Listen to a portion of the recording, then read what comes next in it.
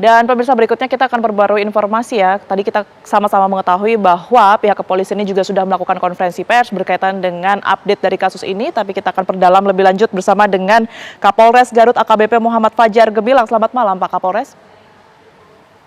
Selamat malam Mbak Tiara. Baik Pak Kapolres, tadi kami telah mengapresiasi ya. Tadi kita sudah sama-sama melihat seperti apa sebenarnya pelaku dan juga polisi sudah menindak tegas pelaku. Tapi yang ingin kami pastikan lagi adalah sebenarnya berapa banyak korban yang terlibat dalam kasus ini, Pak Kapolres?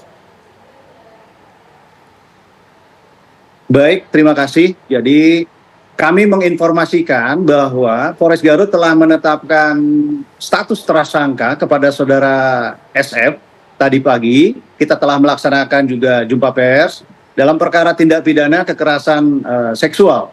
Tersangka SF ini merupakan oknum dokter kandungan yang berpraktek di salah satu klinik di Kabupaten Garut. Saat ini tersangka sudah kita lakukan penahanan di Polres Garut. Adapun sementara tadi pagi masih satu korban yang membuat laporan polisi. Kemudian barusan malam satu korban lagi membuat laporan polisi. Jadi total sampai malam ini ada 2 laporan polisi. Sementara korban ada 3. Yang satu masih belum atau enggan membuat laporan polisi di Polres. Demikian Mbak. Kami pastikan kembali Pak Kapolres, apakah kemudian ini korban yang sudah disebutkan oleh pihak kepolisian atau Anda tadi adalah pihak yang sama dengan pihak yang kemudian ini menyebar video yang kemudian ini viral, Pak Kapolres? Baik Mbak, jadi yang terakhir membuat laporan polisi itu berbeda dengan apa yang selama ini menjadi viral di media sosial. Sementara untuk yang di media sosial yang viral sudah kami koordinasi, sudah kami komunikasikan dengan korban. Yang bersangkutan saat ini memang membutuhkan waktu untuk berkoordinasi, untuk membicarakan dengan keluarganya, karena polisi juga memahami kondisi psikologis para korban ini. Dalam perkara-perkara ini, khususnya perkara kejahatan, kekerasan terhadap seksual, itu menjadi beban psikologis bagi para korban. Sehingga kami memberikan kesempatan dan waktu, dan kami juga menjamin kepolisian terkait dengan perlindungan korban, hak-hak korban, dan kerahasiaan para korban.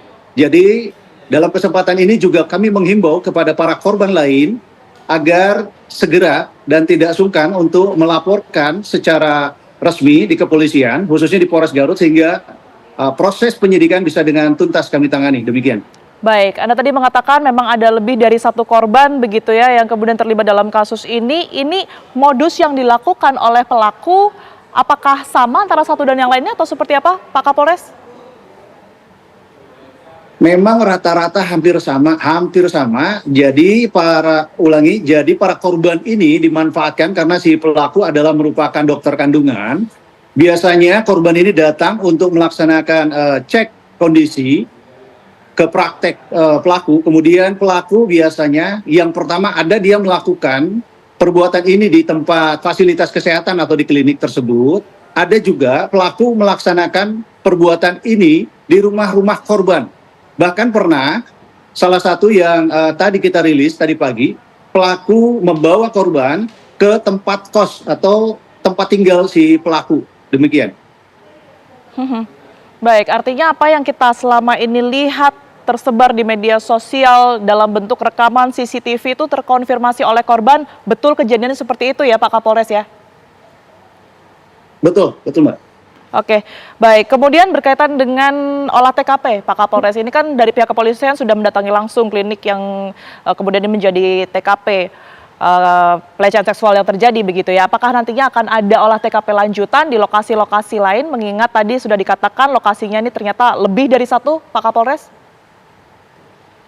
Betul, nanti sesuai dengan hasil pemeriksaan saksi-saksi para korban, tentu TKP, lokus, dan tempus yang terjadi memang berbeda, sehingga kami nanti akan melaksanakan di masing-masing TKP.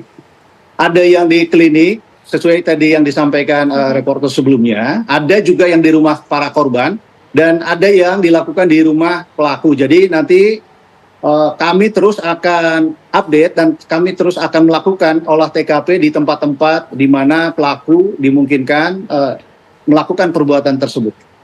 Pak Kapolres, informasi yang kami terima, kasus ini kan pernah mencuat di tahun 2024. Kami ingin konfirmasi kembali apakah memang betul pernah ada kesepakatan damai antara pelaku dan juga korban ini? Baik, itu masih kami dalami. Memang perbuatan seperti yang terjadi viral, video viral itu setelah kami dalami, lakukan penyelidikan, itu terjadi di bulan Juni, tanggal 20 tepatnya di 2024. Namun sampai dengan pada saat malam viral, 3 hari yang lalu kami mendapatkan informasi ini viral, kami cek di seluruh tempat kepolisian, baik Polres maupun Polsek, itu tidak ada pengaduan secara tertulis terkait apa yang dilaporkan korban ataupun masyarakat yang melaporkan hal ini, sehingga pada malam hari di mana video tersebut viral, kepolisian sebetulnya agak kesulitan untuk mencari lokasi tempat kejadian perkara tersebut, sehingga kami perlu melakukan penyelidikan apakah betul lokasi klinik tersebut berada di Kabupaten Garut dan pelakunya dokter yang berpraktek di Kabupaten Garut. Akhirnya kami dapat menemukan bahwa memang kejadian itu ada di Garut, pelakunya dokternya saat itu berpraktek di Garut, namun kejadian itu sekitar 10 bulan yang lalu. Demikian. Baik, Pak Kapolres, kita ketahui bahwa proses ini memang masih terus berlanjut begitu ya. Tadi bahkan pihak yang kemudian ini berada di dalam video yang tersebar ini nampaknya enggan untuk memberikan laporan begitu ya. Sebenarnya pihak kepolisian ini kesulitan yang dialami atau yang dihadapi ini apa saja sebenarnya? Baik, pertama memang kami juga menyadari dan menghargai hak-hak para korban.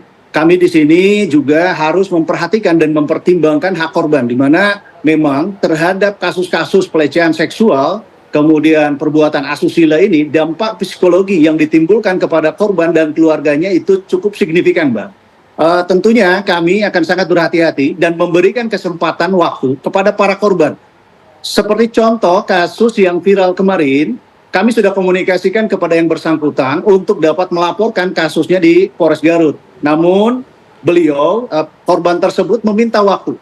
Beliau akan menyampaikan kepada keluarga, khususnya kepada suaminya, untuk melaporkan ini. Nah, ini yang menjadi kendala ketika memang para korban belum memberikan laporan secara tertulis kepada kami. Ketika kami akan melakukan proses penyidikan, memang ini harus ada laporan sebelumnya, karena memang ini beberapa perkara pasal ini adalah yang delik aduan. Demikian, Mbak.